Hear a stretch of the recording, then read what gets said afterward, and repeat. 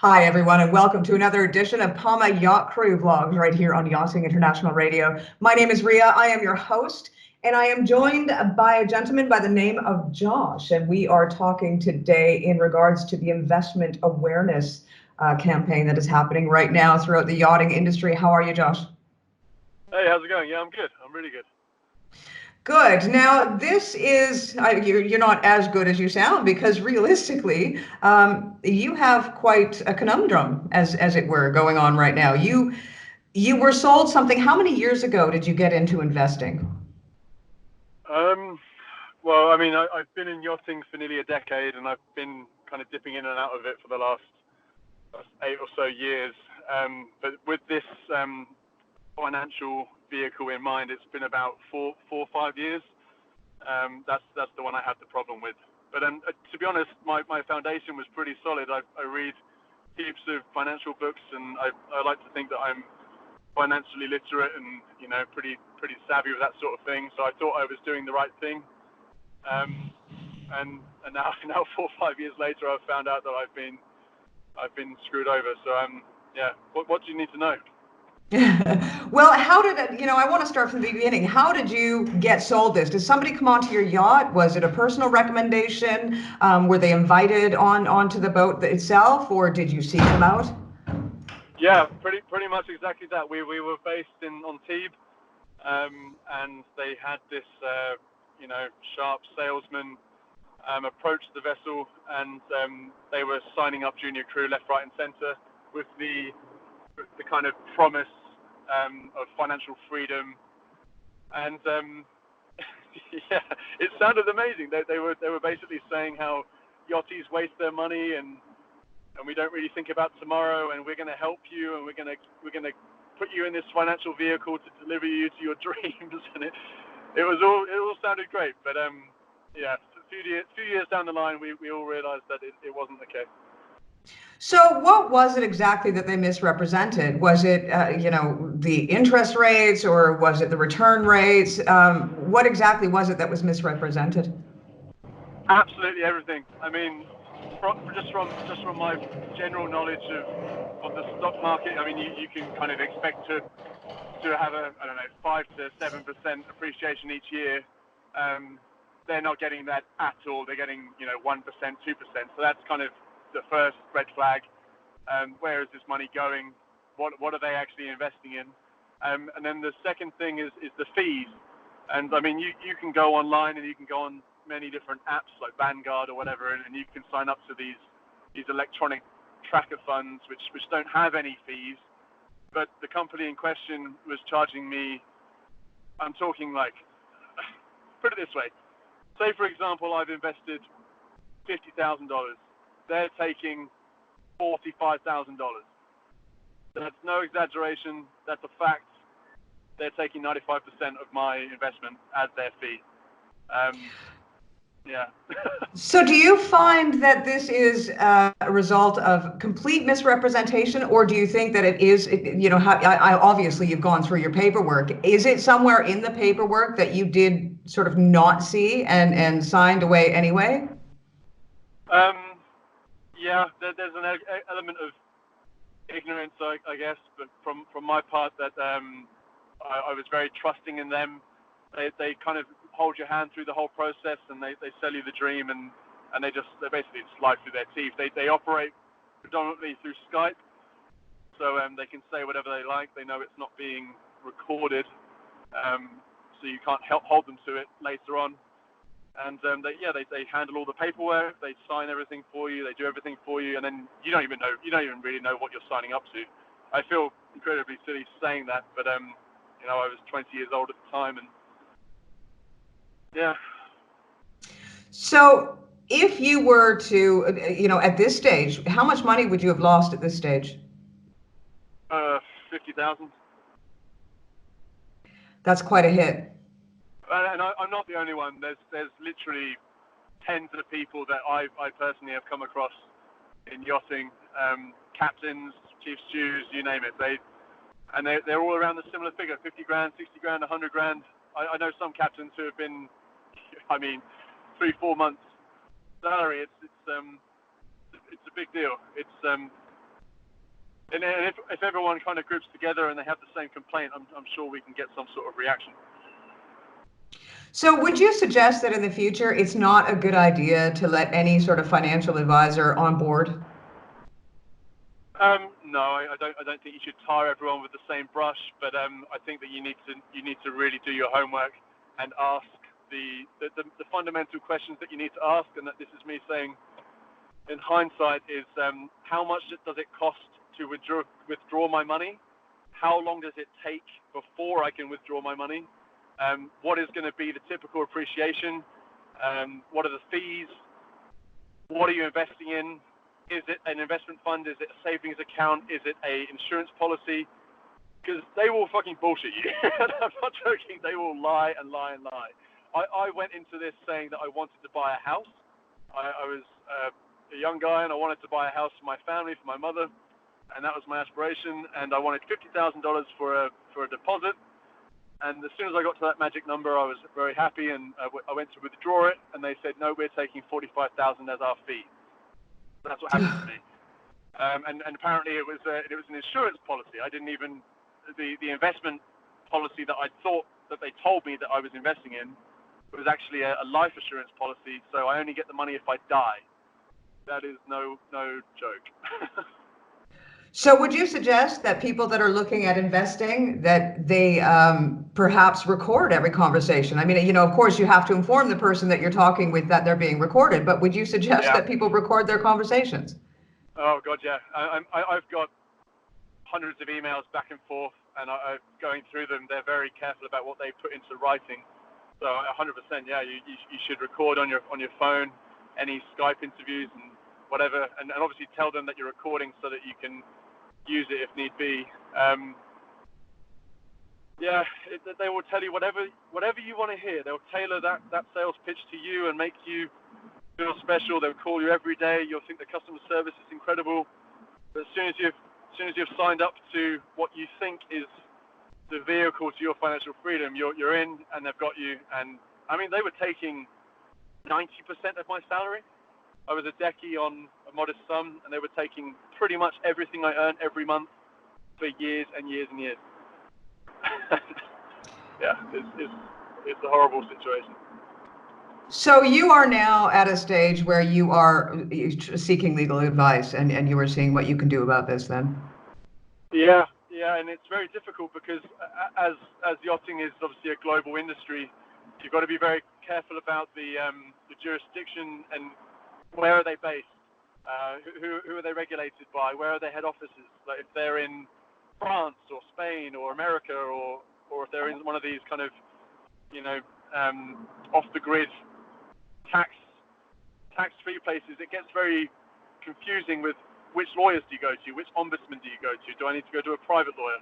And that's the situation I've been going through for the last 2 years. I mean, legal help isn't cheap. Am I going to spend 50 grand chasing my 50 grand? I mean, it's a hard situation. So do you think there's a reason why these people sort of target yachting? I think that young crew, especially, charter crew, 20 years old, they're earning $2 grand a week in tips. They're quite frivolous with their money. They haven't been given financial education, and even if they have, all roads kind of point towards going with a professional, and that's how they dub themselves, as professionals and advisors. So you'd be mad not to trust them in a way. I mean, they're going to lie to you. The thing is, you need to have your facts straight. You need to completely put all of the talk and the sales pitch by the wayside and have your facts straight and know exactly where you stand. When can you get your money out? How much does it cost? How much are you making? And as long as you're happy with that, there are some good financial advisors in the yachting industry. I'm not going to tie them all with the same brush, but there are some absolute criminals, charlatans running around making millions from yacht crew, and it needs to stop, and they need to be stopped. Well, and I think there is a meeting going on in Palma very shortly, and they're going to be addressing all of these issues within the yachting industry. And I think it's something that definitely everybody needs to talk about, because I think sometimes with the sort of nomadic nature of yachting, the fact that you've got 24 hours in this marina and you're thinking about the future and you want to get investing, and they may take advantage of that. 100%. That's a really good point. So often they'll come to you, which makes you feel pretty special, right? If there's going to be a business meeting and they're going to fly to you and you're going to have this investment chat and they're going to, orchestrate your financial future, it's a big deal in your life. So you trust them and they personalize it and they find out what your aspirations and your goals are and they tailor it to you with absolute no intention of following through with it. They're going to sign you all up to the same BS insurance policy, which you're not asking for. It's complete manipulation and taking advantage of junior crew and captains and senior crew as well. I mean, it's outrageous, really, what they're doing, what they're getting away with. Well, see, and that's the thing. I mean, in the past, we would say it's because they were junior crew, it was because they were 20, it was because they were naive. But I mean, you yourself have said that you spent hours and hours doing your research, you read financial magazines, you were savvy, and you still got taken advantage of because you believed in what they were saying. Yeah, there's a big disparity between what they're saying and what's actually happening. And I think I'm a very trusting person, and I obviously was very naive when I was in my early 20s, and I got stung for it to the tune of $50,000. So don't listen to what you're told. Get your facts straight. There's a lot of them out there, and we're easy pickings. It's like we're the low hanging fruit for these guys. We're young and rich and stupid, and we think we're doing the right thing because we're not spending our money out partying. We're investing. We're saving for a home, which is what every yachty ultimately wants. And they sell you that dream. They know what we want to hear.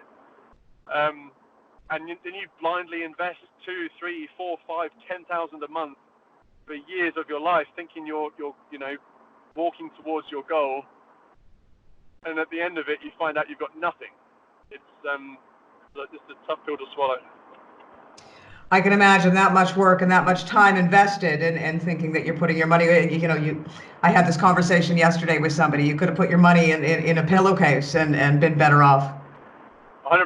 And one of the big things is, you touched on it before, is the transient nature of the industry.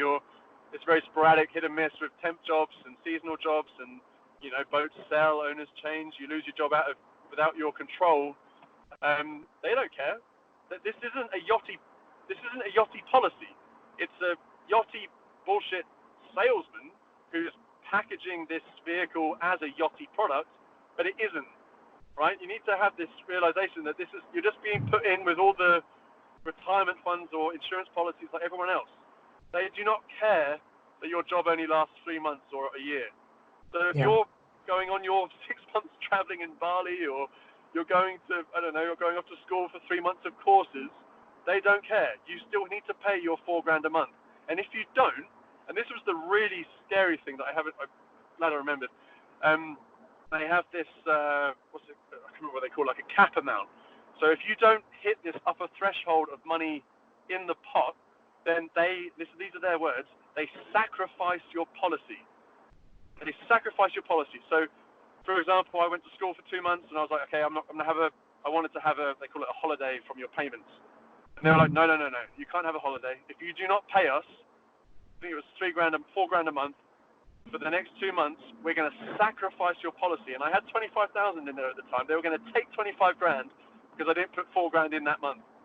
It's like it sounds unbelievable, but the amount of stress they caused me in those times, it was unreal. And the worst thing was, and I haven't got to this point yet, but this my personal case, they got to a point where they said, you need I think it was $18,000. You need to top your account up by $18,000 by the end of the month, and if you don't hit this upper threshold, we're going to take the $32,000 that you have in the pot. And I had to borrow and scrimp and borrow from families and work and liquidate other investments, and it was probably the worst month of my life. But they threatened to take my life savings if I didn't come up with 18,000. And then as soon as I invested it, and I was like, okay, I've hit your 50 grand total, that's when they said to me, phew, we've now covered our fees. And then they said, cool, you get, I think it was like 3,300 or something ridiculous, and we take the rest. They're criminals and they need to be stopped. It sounds almost like a modern day mafia. It is. It's like, you see these films like Wolf of Wall Street. They're literally professional con men, and they will say whatever they want to get you. Yeah, it's, I mean, it's like you said, somebody coming into yachting at 20 years old to sign up to anything over the next 5 years is absolutely ridiculous, because you don't know where you're going to be. Anybody at the age of 20 doesn't know where they're going to be in 5 years' time. So to sign up for something, for example, 25 years and that kind of money every single month, it's absolutely not doable. Yeah, never, ever, ever do a policy longer than a few years. That's one big lesson I've learned.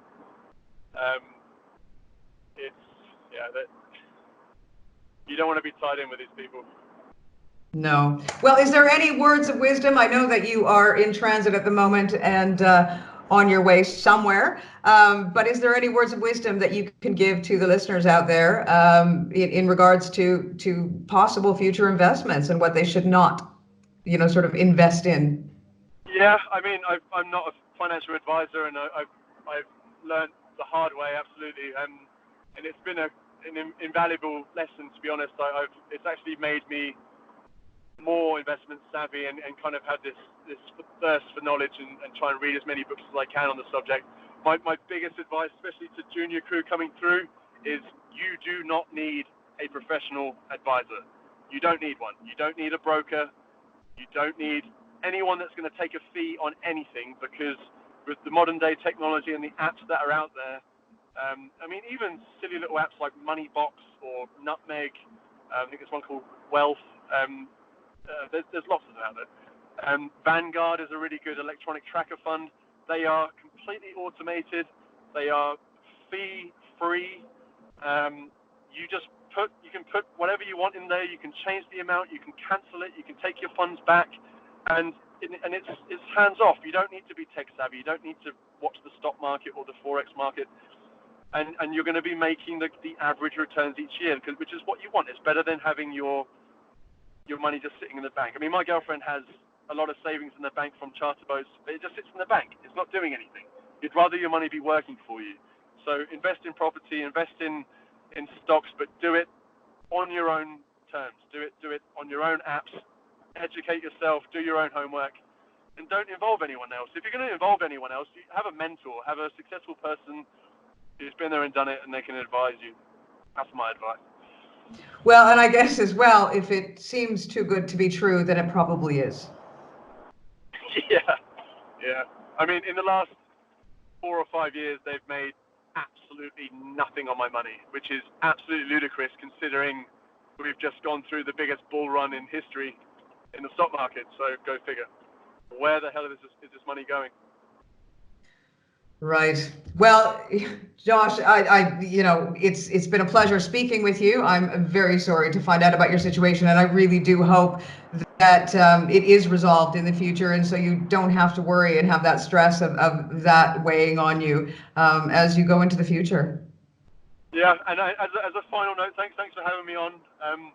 But if anyone else has had similar stories, and I've met tens of you who have, get in touch, and we can all pull together, and we can get some action. I think we can get our money back if we join together and join our resources together.